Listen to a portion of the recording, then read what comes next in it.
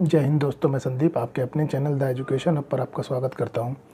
दोस्तों, इससे पहले हम लोकसभा के अध्यक्ष की शक्तियां, दंडात्मक शक्तियां, इन सभी चीज़ों के बारे में पढ़ चुके हैं। अब हम आगे स्टार्ट करते हैं। तो हम किससे स्टार्ट करेंगे? तो अनुच्छेद 98। तो देखिए, बाकी जो इससे पहले के अनुच्छेद थे वो सब मर्ज हो चुके हैं, तो उसकी चिंता नहीं मत कीजिएगा, और वो इतने ज़्यादा महत्वपूर्ण है भी नहीं। तो देखिए, अनुच्छेद 98 क्या कहता है? अनुच्छेद 98 क्या कहता है? इसमें संसद के सचिवालय की चर्चा है। किसकी? सचिवालय की। तो संसद का सचिवालय किसके अंतर्गत आता है? तो देखिए, ये मैंने पहले ही बताया था कि संसद का सचिवालय किसके अंतर्गत आता है, तो लोकसभा के अंतर्गत आता है। किसके अंतर्गत? लोकसभा के अंतर्गत।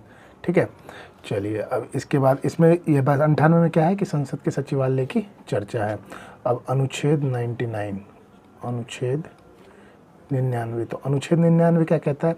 तो इसमें जितने भी सांसद हैं उनके शपथ की चर्चा है। सांसद के शपथ की चर्चा है कि किसको कैसे किस तरीके से शपथ दिलाई जाएगी, वो किस में है? सांसद के शपथ की चर्चा किस में है? अनुच्छेद 99 में। उसके बाद है अनुच्छेद 100। अब अनुच्छेद 100 क्या कहता है? देखिए,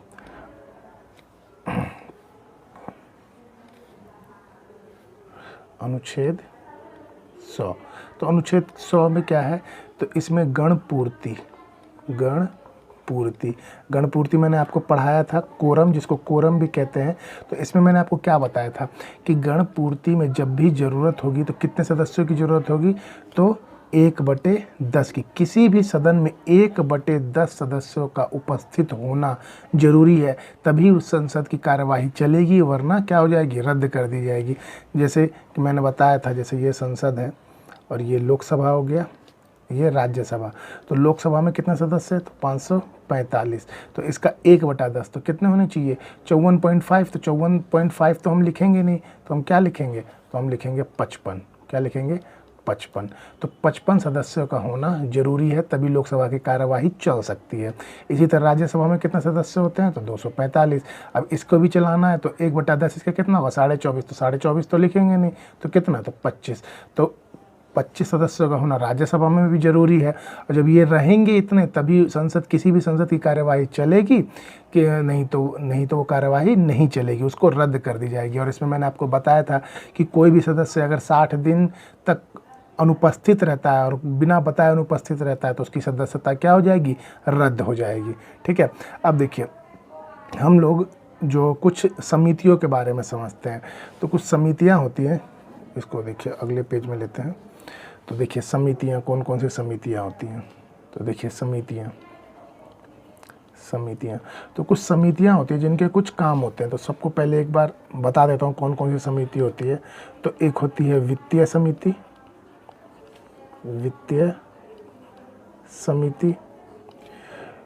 एक होती है आपकी विभागीय समिति,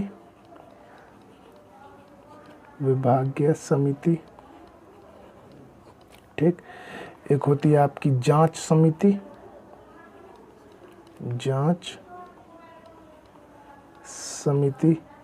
और एक होती है आपकी सदन समिति, और एक होती है आपकी अन्वेषण समिति,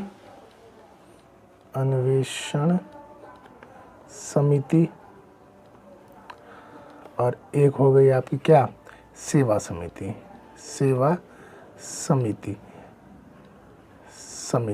देखिए, वित्तीय समिति में भी 3 प्रकार की समिति होती है। कौन कौन सी समिति होती है? तो एक आपका होता है लोक लेखा समिति, पहले होता है, 1 मिनट, लोक लेखा से पहले होता है प्राक्कलन समिति। कौन सी? प्राक्कलन समिति। एक होता है आपका क्या? लोक लेखा समिति,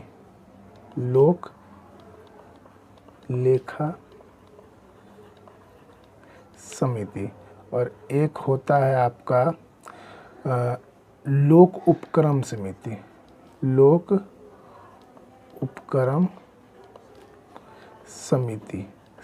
या फिर इसको आप क्या कह सकते हैं? सरकारी समिति, सरकारी या सार्वजनिक उपक्रम समिति, सरकारी समिति, कुछ भी कह लीजिए, समिति। ठीक है, तो देखिए वित्तीय समिति में इन तीनों की चर्चा अभी हम पूरी डिटेल के साथ करेंगे। इससे पहले हम लोग क्या समझ लेते हैं, ये इनका कोई ज़्यादा उतना है नहीं, तो पहले इनको समझ लेते हैं। तो देखिए विभागीय समिति क्या कहता है, तो विभागीय समिति में विभागों की जांच होती है, मतलब विभाग के लिए ही बना, जैसे रेलवे विभाग हो गया, इन सभी विभागों की एक समिति बनाई जाती है कि किससे कितना पैसा आ रहा है, कौन किस तरीके से कार्य कर रहा है। इन सभी के लिए कौन सी समिति होती है, विभागीय समिति होती है। इसी तरह जाँच समिति, जाँच समिति किसके लिए होती है, एक मिनट में इसको हटा देता हूँ।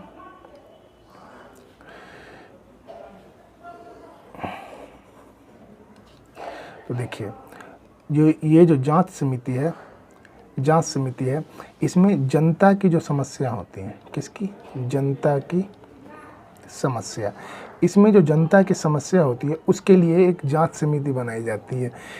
जैसे कि पहले क्या होता था कि जैसे मान लीजिए सरकार को कोई भूमि अधिग्रहण पे ही सरकार को कोई ज़मीन है उसको लेना है, ठीक है, मान ली कि उधर से कोई रेलवे लाइन गुजारनी है या फिर कोई सड़क का निर्माण करना है, तो जनता की ज़मीन थी, भूमि अधिग्रहण के तहत जनता से सरकार ले सकती है। लेकिन है क्या, अब मान लीजिए उसका अभी जो रेट चल रहा है 1,00,000 रुपये कट्ठा है या बीघा या 20 लाख रुपए बीघा है, तो उसमें क्या है कि वो 1,00,000 रुपये की चीज़, 1,00,000 रुपये की ज़मीन को मान लीजिए वो कहते हैं हम 50,000 देंगे, 60,000 देंगे, तो इस तरह से सरकार ने मतलब उससे ले लिया। तो अब तो जनता तो उसका विरोध करेगी ना, तो वो जनता विरोध क्यों कर रही है, इसके लिए एक जांच समिति बैठाई जाती है जो क्या करती है, वो जनता की समस्याओं को देखती है कि भाई ये जो जनता है क्यों विरोध कर रही है, किस लिए विरोध कर रही है। तो इन सभी चीज़ों के लिए क्या किसकी ज़रूरत होती है, जांच समिति की। उसी तरह सदन समिति, सदन की समिति में क्या होता है, जैसे नियम और कानून और कार्य मंत्रणा। अब देखिए इसको समझिए, देखिए सदन में जो लोग चुन के आए हैं, ठीक है, तो वो सदन में कब आते हैं कब जाते हैं, उसके लिए नियम होना चाहिए, उनके लिए कानून बना होना चाहिए।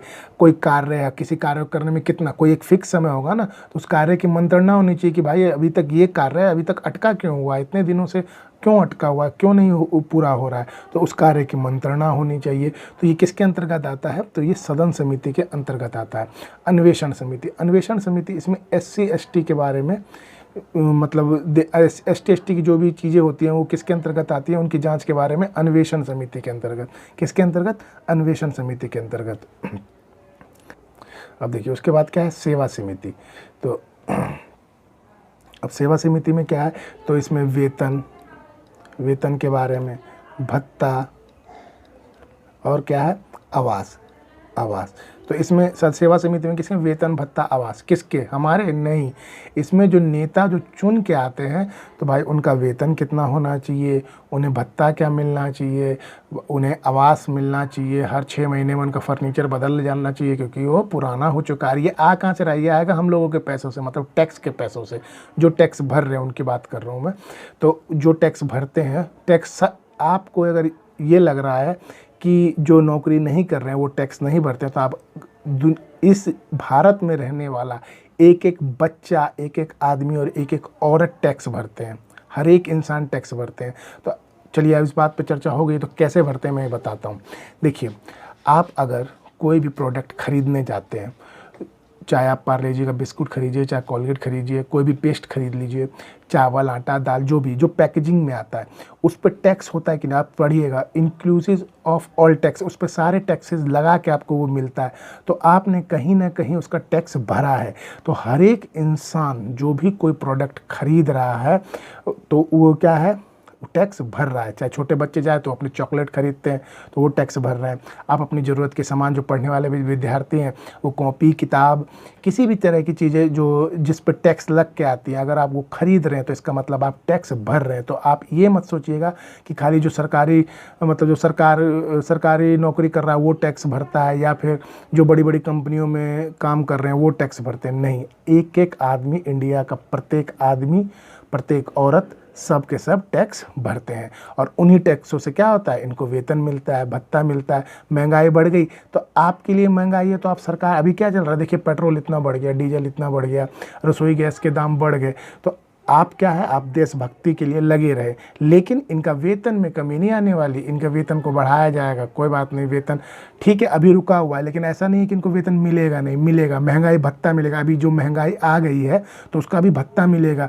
कि अब जैसे मान लीजिए अगर अभी 60 रुपये पेट्रोल होता तो उस हिसाब से मिलता, अब 100 रुपये पेट्रोल है तो इनको हर 1 किलोमीटर 2 किलोमीटर जाने के लिए भी इनको भत्ता मिलता है। तो सेवा समिति के अंतर्गत क्या देखा जाता है, वेतन को, भत्ता को, आवास को, कि उनके आवास कैसा होना चाहिए, आगे गार्डन होना चाहिए कि नहीं होना चाहिए, स्विमिंग पूल होना चाहिए कि नहीं होना चाहिए, इन सभी चीज़ों को कौन देखता है, तो सेवा समिति देखती है। कौन देखती है, सेवा समिति। चलिए अब वित्तीय समिति को डिटेल से समझते हैं। तो देखिए वित्तीय समिति, वित्तीय समिति, तो वित्तीय समिति में सबसे पहले कौन सी थी, प्राक्कलन समिति। प्राक्कलन समिति, तो प्राक्कलन समिति का क्या काम होता है, तो प्राक्कलन समिति का ये काम होता है कि जो भी बजट पास हुआ और जो वो धन निकलेगा उसकी निगरानी कौन करता है, तो प्राक्कलन समिति होती है। देखिए अब प्राक्कलन समिति का काम क्या है, तो धन निकालने के लिए जो बजट तैयार किया गया है, जो भी बजट तैयार किया गया है वो किसके अंतर्गत आता है, वो प्राक्कलन समिति के अंतर्गत आता है। तो धन निकालने के लिए, धन निकालने के लिए जो बजट तैयार किया गया है, बजट तैयार हुआ है, तो उसकी जांच कौन करता है, तो प्राक्कलन समिति करती है। कौन करती है, प्राक्कलन समिति। इसमें जो है लोकसभा के कितने सदस्य होते हैं, तो 30 सदस्य होते हैं। और राज्यसभा के कितने सदस्य होते हैं, राज्यसभा के, तो इसमें राज्यसभा का कोई भी सदस्य नहीं होता है। ये देखिए जो वित्तीय समिति है ये क्या होती है, ये देखिए जो भी समितियां हैं, मैं इधर बताना भूल गया था आपको, ये देखिए ये जो समितियां हैं ये कितने प्रकार की होती हैं, ये 2 प्रकार की होती हैं। समिति कितने प्रकार की होती हैं, 2 प्रकार की। कौन कौन सी, तो एक अस्थायी समिति, अस्थायी, और एक होती है, मैं इसको यहाँ पे लिख देता हूँ, एक होती है स्थायी समिति। स्थायी समिति, तो समितियाँ कौन कौन सी, स्थायी और अस्थायी। ये स्थायी समिति के अंतर्गत आते हैं, अस्थायी अभी हम आगे पढ़ेंगे। तो देखिए तो ये कौन सी समिति है, ये स्थायी समिति है। तो प्राक्कलन समिति जो है वो स्थायी समिति की सबसे बड़ी समिति है। सबसे बड़ी क्या है, स्थायी समिति है। क्या है, स्थायी समिति।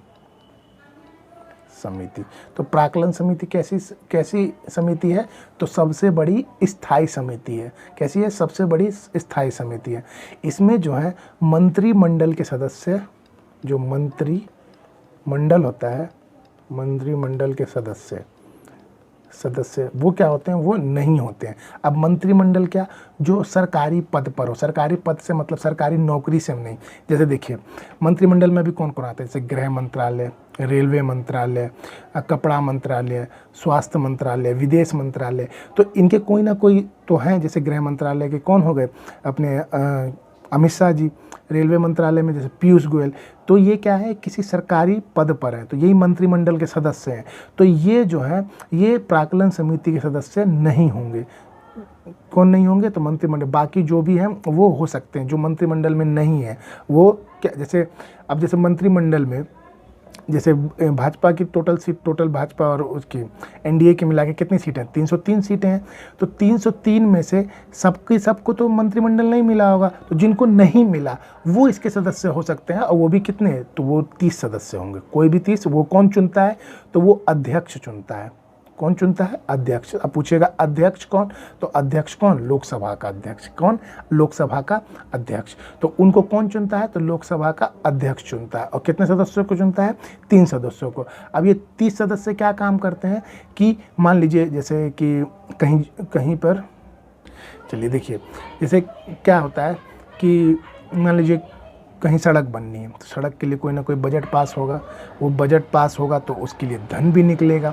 जब धन निकलेगा तो वो धन कहाँ से निकलेगा? तो वो प्राक्कलन समिति के द्वारा निकलेगा। अब कितने धन की ज़रूरत है वो कौन देखते हैं? प्राक्कलन समिति वाले होते हैं। असल प्राक्कलन समिति में सदस्य कितने होते हैं? 30 सदस्य। और वो 30 सदस्य कौन से होते हैं? लोक लेखा समिति के, लोकसभा के 30 सदस्य होते हैं। अब उसके बाद आते हैं दूसरा क्या है? लोक लेखा समिति। अब लोक लेखा समिति का क्या काम है? तो देखिए, ये धन जो निकला, अब ये धन निकलने के बाद सही से प्रयोग हुआ है या नहीं हुआ है, इसकी जांच कौन करता है? तो लोक लेखा समिति करती है। तो देखिए क्या था कि लोक लेखा समिति की बजट, जो भी धन निकला प्राक्कलन समिति से, उससे उस प्राक्कलन समिति धन निकला तो उसकी जांच करने के लिए क्या होता है? लोक लेखा समिति होती है। किसकी क्या होती है? लोक लेखा समिति। मतलब इसको अगर लिखा जाए भाषा में तो कैसे लिख सकते हैं कि बजट द्वारा निकाले गए धन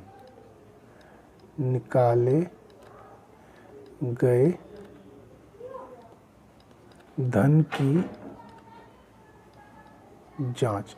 तो बजट द्वारा निकाले गए धन की जांच कौन करती है? तो लोक लेखा समिति करती है। कौन करती है? लोक लेखा समिति। अब देखिए, इसे प्राक्कलन समिति की क्या कहा जाता है? जुड़वा बहन कहा जाता है। क्या कहा जाता है? जुड़वा बहन कहा जाता है। अब जुड़वा बहन क्यों कहा जाता है? क्योंकि देखिए, जैसे ही इससे पैसा निकला तो ये एक पैनी नज़र रखती है कि पैसा कहाँ यूज हो रहा है। तो अक्सर आपने देखा होगा कि लड़कियों में ये मतलब इस तरह का होता है कि वो एक दूसरे की छोटी छोटी बातें भी नोटिस करती हैं। लड़कों में इतना नहीं होता कि उन्हें कोई फ़र्क नहीं पड़ता। जैसे आज अगर मैंने सफ़ेद टी शर्ट पहन रखी है तो कल आने वाली वीडियो में आपको ध्यान भी नहीं होगा कि इससे पहले वाली वीडियो में कि सर ने कौन सी टी शर्ट पहनी थी। लेकिन लड़कियां एक एक चीज़ नोट करती हैं कि सर ने इस दिन सफ़ेद सी टी शर्ट पहनी तो इस दिन रेड पहनी, तो उनका आदत होता है। तो इसीलिए इसको क्या कहा गया? जुड़वा बहन कहा गया, ना कि जुड़वा भाई कहा गया। ठीक है, तो ये एक पैनी नज़र रखती है। ठीक है, उसके बाद इसमें जो है लोकसभा के कितने सदस्य होते हैं? तो लोकसभा के इसमें कितने होते हैं? 15 सदस्य होते हैं। कितने? 15 सदस्य। और इसमें कहा जाए राज्यसभा, तो राज्यसभा के कितने सदस्य होते हैं? तो 7 सदस्य होते हैं। कितने? 7 सदस्य। अब एक बात सोचिए, इसमें राज्यसभा के 7 सदस्य हैं लेकिन इसमें राज्यसभा कोई सदस्य नहीं है। अब रीजन समझ रहे हैं क्यों नहीं है? क्योंकि देखिए, जब धन निकला तो बजट बन के धन निकला, तो अब मान लीजिए ये अगर राज्यसभा के पास भी जाता है तो इसे राज्यसभा कितने दिन तक रोक सकती है? मैंने पिछली वीडियो में बताया था 14 दिन तक। 14 दिन रोकने के बाद फिर क्या, ये स्वतः ही पारित हो ही जाएगा। तो इसमें राज्यसभा का कोई योगदान नहीं रहेगा। लेकिन जब वो धन निकल गया और जब उसकी जांच होनी है तो राज्यसभा तो नज़र रखेगा ना कि भाई ये मेरा पैसा कहाँ जा रहा है, जो निकला है ये पैसा कहाँ यूज हो रहा है। तो कौन रखता है? तो उसमें राज्यसभा लोक लेखा समिति रखती है जो धन निकलता है। तो उसमें लोकसभा के 15 सदस्य और राज्यसभा के कितने सदस्य होते हैं? 7 सदस्य। अब देखिए, ये हम कैसे विश्वास करें कि लोक लेखा जो समिति है वो धन की जो जांच कर रही है वो सही रूप से जांच करेगी, तो इसके लिए क्या कर दिया मतलब संविधान वालों ने कि इसका जो अध्यक्ष होगा वो कौन होगा? तो अध्यक्ष जो होगा लोक लेखा समिति का अध्यक्ष कौन होगा? तो वो विपक्ष का नेता होगा। कौन होगा? विपक्ष का नेता होगा। मतलब अब देखिए, अगर प्राक्कलन समिति से धन निकल गया, अब मान लीजिए कोई घोटाला करना है। अब आप खुद सोचिए कि प्राक्कलन समिति से धन निकला, बजट निकला किसी भी चीज़ का और पैसा तो निकल गया। अब जितना पैसा लगना चाहिए था, लोक लेखा समिति तो बोलेगी ना कि आपने जो पैसा निकाला वो कहाँ निकाला। तो विपक्ष तो छोड़ेगा नहीं, विपक्ष तो देखेगा ही कि भाई पैसा निकाला तो कहाँ यूज हुआ। तो विपक्ष कैसे देखता है? तो देखिए, विपक्ष का जो नेता होता है वो कैग की रिपोर्ट मांगता है, क्योंकि ये जो कैग जो है, कैग रिपोर्ट, अब क्योंकि जितनी भी चीज़ें बन रही हैं सब चीज़ की रिपोर्ट किसके पास होती है? कैग के पास होती है। कैग का आगे हम पढ़ेंगे, वो मतलब 148 में है कैग के बारे में, उसे विस्तार पूर्वक पढ़ेंगे। अभी बस इतना समझ लीजिए, कैग के पास इन सभी निकाले गए धन की मतलब सब पता होता है कि कहाँ पे कैसे यूज होता है। तो वो कौन रिपोर्ट तय करता है? वो कैग रिपोर्ट तय करता है। कैग रिपोर्ट तय करता है, और ये रिपोर्ट बनाने के बाद किसको सौंपता है? ये राष्ट्रपति को सौंपता है। किसको सौंपता है? राष्ट्रपति को सौंपता है। और जो लोक लेखा समिति का जो विपक्ष का नेता है वो किससे रिपोर्ट लेता है? तो वो लेता है किससे? राष्ट्रपति से लेता है। किससे लेता है? राष्ट्रपति से। कैग रिपोर्ट बनाता है, देता किसको है? राष्ट्रपति को देता है। और विपक्ष का नेता वो रिपोर्ट कहाँ से लेता है? तो वो राष्ट्रपति से लेता है। किससे लेता है? राष्ट्रपति से। ठीक है। अब एक चीज़ आप समझिए, आपने कॉमनवेल्थ घोटाला सुना होगा, ठीक है?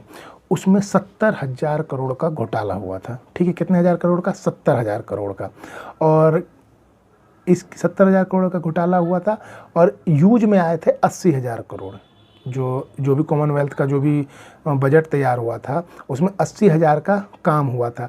और प्राक्कलन समिति ने 1.5 लाख करोड़ का बिल पास किया था, बजट पास किया था। 1.5 लाख करोड़ का बजट पास किया, काम हुआ 80,000 करोड़ का। बाकी 70,000 क्या हुए? तो 70,000 करोड़ का घोटाला हो गया। घोटाला हो गया। अब देखिए, कैग जब इसकी जांच कर रही होगी तो उसको पता चला होगा कि नहीं चला होगा? जाहिर सी बात है, पता चला होगा। कैग को पता चला तो कैग की रिपोर्ट देख के किसको पता चल गया? विपक्ष को पता चल गया। ठीक है। उस टाइम विपक्ष में कौन थी? तो भाजपा थी। और सरकार में कौन थी? तो कांग्रेस थी। तो मतलब कांग्रेस ने 1.5 लाख करोड़ का बजट पेश किया, 80,000 का उसमें से काम करवाया, और 70,000 करोड़ क्या कर गई? खा गई। लेकिन विपक्ष के नेता को पता था। अब विपक्ष के नेता 70,000 करोड़ था।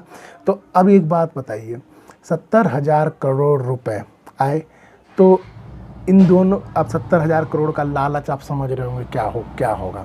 अब 70,000 करोड़ में दोनों ने फैसला किया, कांग्रेस और भाजपा ने, कि आधा आधा बांट लेंगे। कैग वाला बोला भाई हम कहाँ गए, तो इसमें बोल दिया गया चलो कैग को भी 5,000 करोड़ दे दिए गए। लेकिन जब पैसा आया हाथ में तो कैग को अलग कर दिया। इन दोनों ने आपस में बांटने की कोशिश की। तो कैग का, अब भाई हम मेरे साथ सौदा हुआ है कि मैं आपको पैसे दूंगा, अगर हम मुझे नहीं दोगे तो मैं क्या करूंगा? तो इसने ये रिपोर्ट पब्लिश कर दी। तो वो क्या हो गया? उजागर हो गया। तो इतने बड़े घोटाला का पता चल गया। तो आप एक खुद बात सोचिए, इस देश में जितने घोटाले हो रहे हैं बजट से रिलेटेड, मान लीजिए किसी चीज़ का बजट पास हुआ, और वो बजट पास होके मान लीजिए किसी सड़क बनाने के लिए 400 करोड़ पास हुए, लेकिन काम करवाया इन्होंने 200 करोड़ का। बाकी 200 करोड़ का घोटाला होगा कि नहीं होगा? वो 200 करोड़ घोटाला विपक्ष के नेता को पता होगा, लेकिन सब एक ही थाली के चट्टे बट्टे, वो किसी के बारे में कुछ नहीं बोलेंगे। जब किस समय बोलेंगे?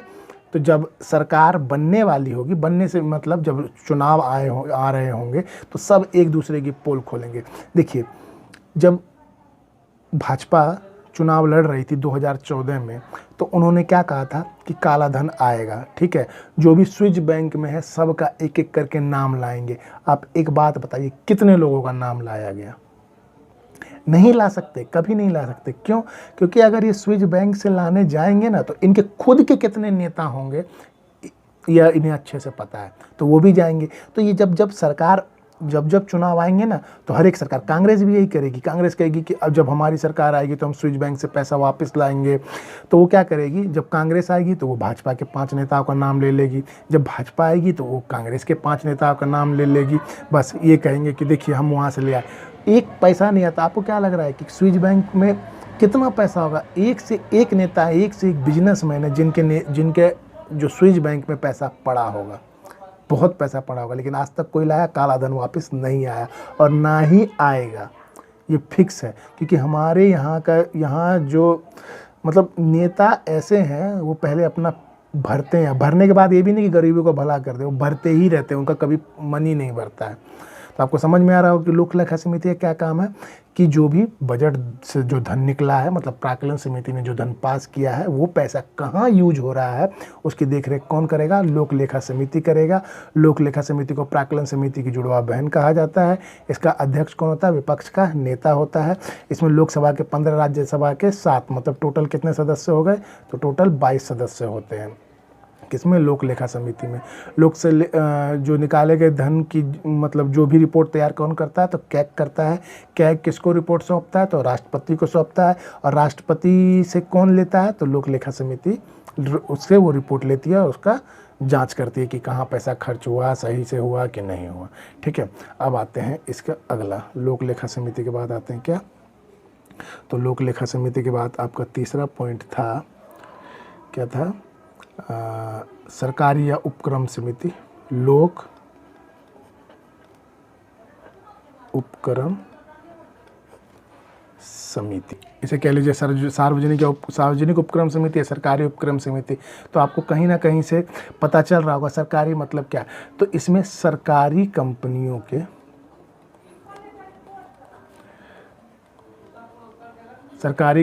की जांच होती है।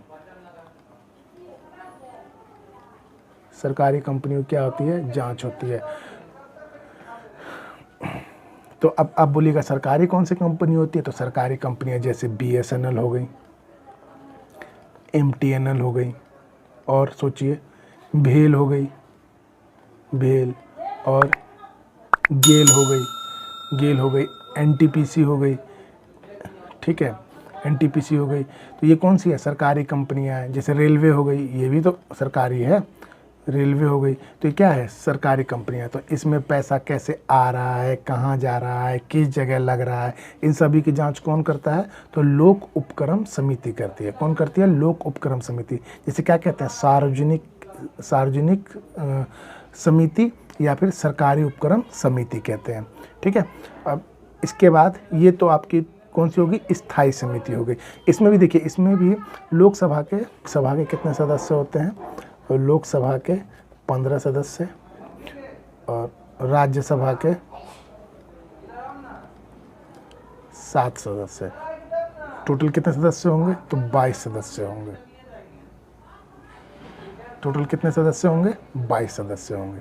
ठीक है, चलिए अब आगे समझते हैं अस्थायी समिति। तो अस्थायी समिति क्या होती है? तो इसमें जो अस्थायी समिति जो होती है, इसका गठन विशेष परिस्थितियों में किया जाता है। जैसे कोई घोटाला हो जाए किसी भी जांच के लिए, तो ये जांच जो होती है, तो उन सभी के लिए किसके गठन किया जाता है? अस्थायी समिति का गठन किया जाता है। किसका? अस्थायी समिति। ये कितने प्रकार की हैं? 2 प्रकार की समितियाँ। कौन कौन सी? प्रवर समिति और संयुक्त प्रवर समिति। देखिए, स्थायी समिति जो थी उसमें एक चीज़ क्या था कि उसके जो स्थायी समिति है वो प्रत्येक वर्ष होती है, प्रत्येक वर्ष उसका गठन होता है। प्रत्येक वर्ष गठन होता है। कौन गठन करता है? तो लोकसभा का अध्यक्ष करता है। तो वो चाहे तो प्रत्येक वर्ष में सभी सदस्यों को बदल सकता है, तो चाहे उन्हें कंटिन्यू रख सकता है, लेकिन प्रत्येक वर्ष को गठन करना होगा। चाहे उनको कंटिन्यू करे और चाहे किसी भी नए सदस्य को लाए प्रवर स्थायी समिति के अंदर। ठीक है, अब देखिए प्रवर समिति क्या होती है। तो प्रवर समिति समझते हैं पहले। प्रवर समिति। तो अब ये प्रवर समिति किसकी जांच करता है? तो प्रवर समिति जो जांच करेगा वो, जैसे कोई भी विधेयक पास हुआ, ठीक है, और जो विधेयक पास हुआ उस पर बवाल हो गया, तो उसकी जांच कौन करेगा? प्रवर समिति करेगा।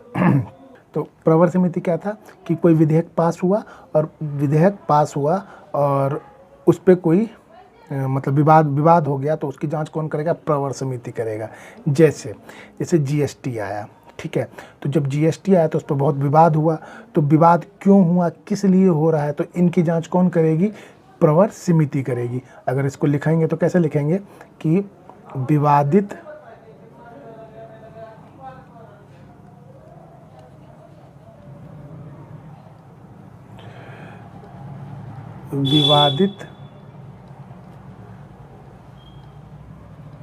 विधेयक की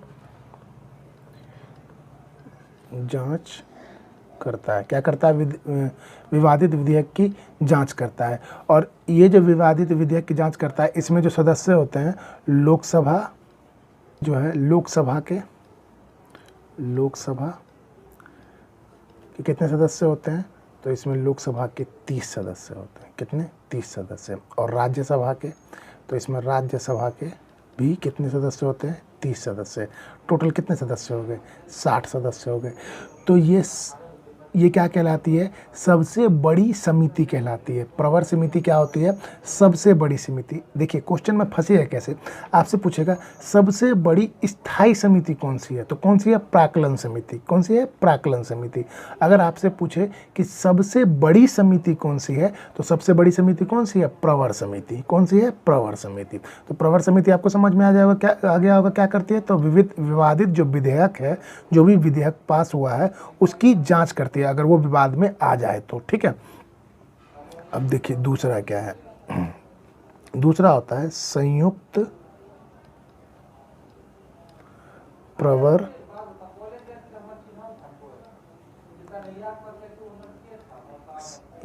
प्रवर समिति। ठीक है, इसी को इंग्लिश में क्या कहते हैं? जेपीसी। Joint parliament committee. क्या है? Joint parliament committee. अब देखिए इसका क्या काम होता है? तो जॉइंट पार्लियामेंट कमेटी का काम होता है कि घोटालों की जांच करना। जो भी घोटाले हुए हैं उनकी जांच कौन करेगा? जेपीसी करेगा। सुना होगा आपने कई बार कि आई वांट जेपीसी, मतलब हमें जेपीसी चाहिए। जेपीसी का मतलब क्या? Joint parliament commission. मतलब कि ये जो भी घोटाला हुआ है इसके लिए क्या चाहिए? मतलब इस संयुक्त प्रवर समिति चाहिए। तो इसको अगर लिखा जाएगा तो कैसे लिखेंगे? घोटाले की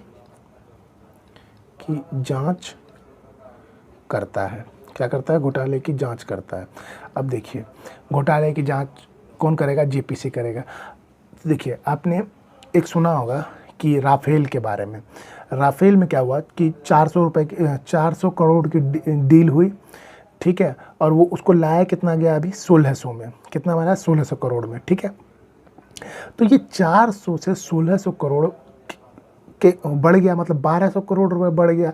तो कांग्रेस ने सवाल उठाया कि जब ये डील हमने की थी 400 करोड़ की हुई, और अभी जो है ये 1600 करोड़ में आप ले रहे हैं, तो ये 1200 करोड़ का घोटाला कहाँ पे आया है? ये 1200 करोड़ का मतलब एक तरह का घोटाला हुआ है। देखिए कुछ लोग कहेंगे, जो बिल्कुल, देखिए अगर आप किसी पार्टी के सदस्य हैं तो उसको ऐसा नहीं कि आंख बंद करके फॉलो कीजिए। आप कहीं तो कुछ तो आप गलती जो है उसको तो बोलिएगा। ये नहीं कि बिल्कुल मतलब आंख बंद करके नहीं, ये मेरी पार्टी है, जो कर रही है वो सही कर रही है, ऐसा नहीं होता है। देखिए अगर किसी लोग को लगता है कि ये महंगाई बढ़ गई है, तो आप अगर उस समय से लेकर अब तक की महंगाई देखेंगे तो 10 से 20% बढ़ी। और आपका जब राफेल लाया गया, मतलब 1600 करोड़ तक जब तक की बात हुई, और जब 400 करोड़ में डील हुआ था, और जब अब ये 1200 करोड़ 1600 करोड़ में आया, तो तब से लेकर अब तक में 10 से 20% की बढ़ोतरी हुई। ठीक है, महंगाई में। तो जब 10 से 20% की बढ़ोतरी हो रही है, तो भाई 400 करोड़ में भी तो 10 से 20% की बढ़ोतरी होगी ना, उस हिसाब से लाइएगा। एकदम से मतलब 3 गुना वृद्धि हो रही है, तो इसका मतलब है कि कहीं ना कहीं घोटाला हो रहा है। तो इसी घोटाले के लिए कांग्रेस चिल्लाती रह गई कि जेपीसी लाइए। लेकिन एक बात सोचिए, अभी तक जेपीसी आई है? नहीं आई है, क्योंकि जब जेपीसी आएगी तो वो घोटाले की जांच करेगी। अब घोटाले की जांच कैसे करेगी? तो ये सीधे जाएगी फ्रांस जाएगी, वहाँ से पता करेगी कि हाँ भाई आप कैसे डील हुई है, क्या बताइए ये सारी चीज़ें। आप उस टाइम का एक न्यूज़ अगर जानिएगा तो याद कीजिएगा कि जब राफेल आ गया था, उसी समय पर फ्रांस ने जियो जैसे जियो इंडिया यहाँ पे, उसी तरह जियो की एक फ्रांस में कंपनी चलती है, 22,000 करोड़ का जो उनके पास कर्जा था वो माफ़ कर दिया था। अब एक खुद सोचिए कि कोई विदेशी कंपनी एक भारतीय कंपनी का 22,000 करोड़ रुपए क्यों माफ़ कर रही है? आपको ये सोचना पड़ेगा कैसे, क्यों, क्या हुआ। और कितने जहाज़ की डील हुई थी पता है आपको? 136 जहाज़ की। अब 1200 × 136 कर लीजिए। चलिए आप लोग समझदार हैं, आप लोग इन चीज़ों के बारे में सोचिए कि कैसे क्या हो रहा है। हर एक घोटाला हर एक इंसान पता कर सकता है, हर एक इंसान नहीं, मतलब अगर विपक्ष चाहेगा तो उसको उजागर करके पता कर सकता है, और नहीं चाहेगा तो पास भी नहीं होगा जी, क्योंकि लोक लेखा समिति ही है जो उसकी जांच करते हैं और वो मुद्दा उठा सकती है। लेकिन क्या चल रहा है, और यहाँ पे हम लोग आपस में लड़ते हैं, कांग्रेस अच्छी भाजपा अच्छी। जो काम अच्छा कर रही है उसको आप बोलिए ये काम अच्छा है, लेकिन जो काम खराब है उसको बोलिए खराब है। क्योंकि अभी के टाइम पे देखिए, हम अगर भाजपा को देखेंगे तो भाजपा कई जगहों पे ठीक है, कई जगहों पे खराब है, ठीक है। अभी आप देखिए, हम जो विदेशी रूप से जो हम मजबूत हुए हैं, इसमें 100% सत्य है कि भाजपा ने, मतलब मोदी जी ने बहुत अच्छा काम किया। लेकिन मोदी जी किस मुद्दों को लेके आए थे? रोजगार को लेके आए थे, वो कभी पूरा हुआ? अभी तक उन्होंने 2 करोड़ प्रत्येक वर्ष का वादा किया था, नहीं हुआ, ठीक है। उसके बाद उन्होंने क्या कहा था कि सिलेंडर के दाम इतने बढ़ जाते हैं, इन्हें कम करेंगे। अभी क्या है, अभी मतलब आज 2 दिन पहले की कहीं पे 900 है तो कहीं पे 1000 रुपये, ठीक। उसके बाद पेट्रोल में आपने देखा होगा वीडियो में, जब रामदेव बाबा थे तो वो बोलते थे कि आपको पेट्रोल कितने में चाहिए, 70 में चाहिए, 35 में चाहिए। आज देखिए वो बोल रहे हैं, नहीं बोल रहे हैं, नहीं बोलेंगे भी नहीं। आज क्या क्या बयान आता है कि देश की सेवा में ये करना चाहिए। तो क्या उस समय हम देश की सेवा नहीं कर रहे थे? उस समय भी तो हम देश की सेवा कर रहे थे, मगर नहीं। आज भाजपा की सरकार है, वो नहीं बोलती है। मोदी जी रोज़ मन की बात करते हैं, लेकिन आपके महंगाई के बारे में बात नहीं करते हैं। रोज़ मन की बात करते हैं, लेकिन लोग बच्चों के रोज़गार के बारे में बात नहीं करते हैं। क्यों नहीं करते हैं? आप प्राइवेट कीजिए, कोई दिक्कत नहीं है, लेकिन जो सरकारी कंपनियां हैं वो उनको आप प्राइवेट करते जा रहे हैं और पता भी नहीं चलने देते हैं। देखिए, कोई भी चीज़ प्राइवेट होगी ना तो कोई ना कोई मुद्दा बीच में घुसा दिया जाएगा, आप उसमें उलझे रह जाएंगे, इधर कंपनी प्राइवेट हो जाएगी। बीएसएनएल नहीं, मतलब रेलवे को अब धीरे धीरे प्राइवेट कर दिया। आज की डेट में आप जाइए स्टेशन पे, प्लेटफॉर्म टिकट खरीदिए, जो पहले 5 रुपये 10 रुपये की आती थी, अब वो 50 रुपये की आती है। और अब जो किराया हो गया उसको भी बढ़ा दिया गया है। क्यों? तो ये चीज़ें आपको समझ नहीं होंगी। तो आप इस तरह से आंख बंद करके किसी का सपोर्ट मत कीजिए। समझिए जो चीज़ ठीक है वो ठीक है। बहुत मोदी जी ने बहुत अच्छे काम भी किए, जैसे 370 हटाया, 3 तलाक का कानून लाया। ये सारे बहुत अच्छे चीज़ हैं, बहुत जो चीज़ है उनकी तारीफ़ करनी पड़ेगी। विदेशी ताकतों से हमको, मतलब हम विदेशों में नाम हुआ है हमारा, तो वो मजबूत किया है, इस पर उनके अच्छे, मतलब अप्रिशिएट करना चाहिए उन्हें। तो इन चीज़ों पे उनको एक तरह की शाबाशी देनी चाहिए, क्योंकि उन्होंने काम किया है। लेकिन जो इंटरनल मामले हैं, आप रोजगार पे बात कीजिए। आप कहते हैं कि मतलब आत्मनिर्भर बने, तो आत्मनिर्भर हम कैसे बनेंगे? कैसे बनेंगे? हर कोई बिजनेस नहीं कर सकता। अगर हर कोई बिजनेस करेगा, हर कोई दुकान ही डालेगा, तो खरीदेगा कौन? खरीदने वाला भी तो होना चाहिए ना। आप सबको कह रहे हैं कि आत्मनिर्भर बनो, आत्मनिर्भर बनो। हर एक की कैपेसिटी अलग अलग होती है, हर एक का जो स्किल होता है वो अलग अलग होता है। अब किसी को कोई, अब आप कह रहे हैं कि घर में कोई भी प्रोडक्ट बनाइए, अरे हमें आता होगा तो बनाएंगे ना। तो ये चीज़ों को समझिए, अंधभक्त होके बिल्कुल मत बनिए। जो पार्टी जो काम ठीक किए वो ठीक है, जो काम खराब है वो खराब है, ठीक है। तो संयुक्त प्रवर समिति क्या करती है? घोटाले की जांच करती है। तो इसमें लोकसभा के कितने सदस्य होते हैं? इसमें लोकसभा के 30 सदस्य होते हैं। और राज्यसभा के कितने सदस्य होते हैं? तो राज्यसभा के 15 सदस्य होते हैं। कितने थे? 15। तो टोटल कितने सदस्य हो गए? तो 45 सदस्य हो गए। तो इसके टोटल कितने समझते हैं? 45 सदस्य। तो आपको ये समझ में आ गया होगा कि स्थायी समिति और अस्थायी समिति क्या क्या होती है। तो स्थायी समिति का एक डायग्राम बना लेते हैं। तो स्थायी समिति नहीं, हाँ स्थायी समिति नहीं, एक मिनट। तो देखिए एक मिनट ये गलत लिख दिया। तो देखिए समितियां कितने प्रकार की थी? तो 2 प्रकार की। इसको मैं डायग्राम के में फ्रेम कर रहा हूँ। तो 2 प्रकार की। कौन कौन सी? तो एक स्थायी समिति, स्थायी, और एक क्या थी? अस्थायी। और स्थायी में कौन कौन सी थी? तो स्थायी में एक थी वित्तीय समिति, और दूसरी क्या थी? विभागीय समिति, विभागीय समिति। तीसरी क्या थी? जांच समिति।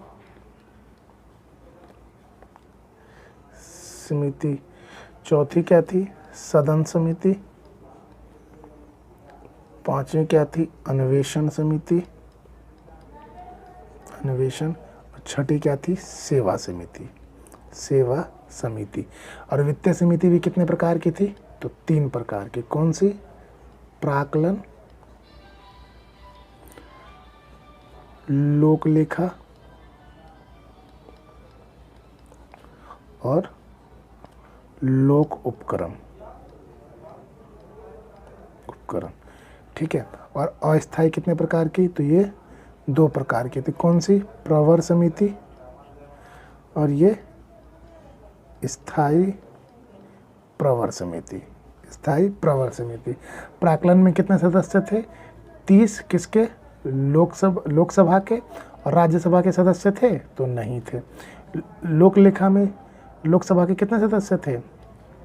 तो लोकसभा के 15 सदस्य और राज्यसभा के कितने सदस्य थे? 7। टोटल कितना? राज्यसभा के 7, तो टोटल कितने सदस्य हो गए? तो ये 22 सदस्य। लोक उपक्रम समिति में भी कितने थे? तो लोकसभा के 15 और राज्यसभा के 7, तो टोटल कितने हो गए? तो ये 22 सदस्य। इसमें भी प्रवर समिति में लोकसभा के कितने सदस्य थे? तो इसमें थे 30 और राज्यसभा के कितने सदस्य थे? तो राज्यसभा के भी 30 सदस्य। टोटल इसमें 60 सदस्य। और स्थायी प्रवर समिति में लोकसभा के 30 और राज्यसभा के 15, तो इसमें टोटल कितने थे? 45 सदस्य थे। तो ये आपकी जो भी समिति, देखिए एक चीज़ और है, देखिए ये जो समिति है ये कौन से अनुच्छेद के अंतर्गत आती है? 118 की। कौन से अनुच्छेद के अंतर्गत? 118 की।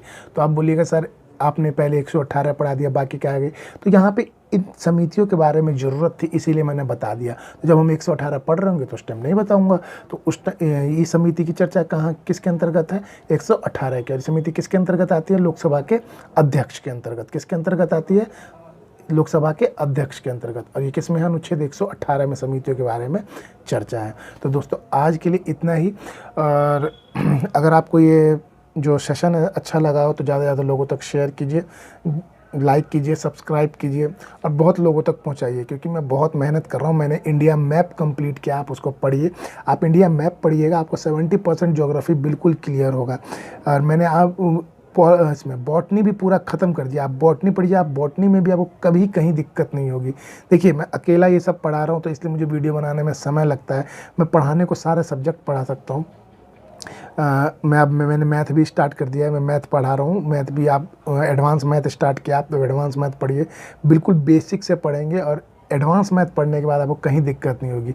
जिन चीज़ों को आप पैसे दे के पढ़ रहे हैं वो मैं आपको फ्री पढ़ाऊँगा और एक एक पूरी डिटेल के साथ पढ़ेंगे, चाहे वो पॉलिटी हो, चाहे बॉटनी हो, चाहे इंडिया मैप हो। कुछ दिनों में जब साथ के साथ देखिए आप 2 चीज़ें चल रही हैं। क्या चल रही हैं? तो एक आपका पॉलिटी चल रहा है और साथ में एडवांस मैथ चल रहा है, ये दोनों चल रही हैं। तो अगर मेरे को 4 सब्जेक्ट पढ़ाने हैं तो मेरे को पूरा दिन लग जाएगा पढ़ाते पढ़ाते।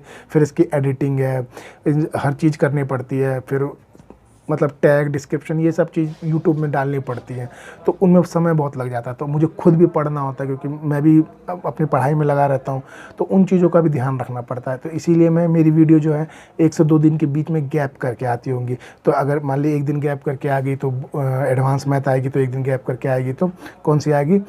ये पॉलिटी आएगी। इससे पहले मैंने बॉटनी समाप्त किया है और इंडिया मैप समाप्त किया है, वो पढ़िए, आपको अच्छे से समझ में आएगा, एक एक चीज़ समझ में आएगी। जिन चीज़ों के लिए आप पैसे खर्च कर रहे हैं वहाँ पूरी डिटेल के साथ पढ़ाया गया।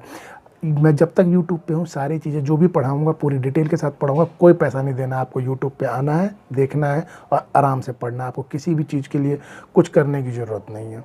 ठीक है, तो आज के लिए इतना ही। Thank you, have a nice day.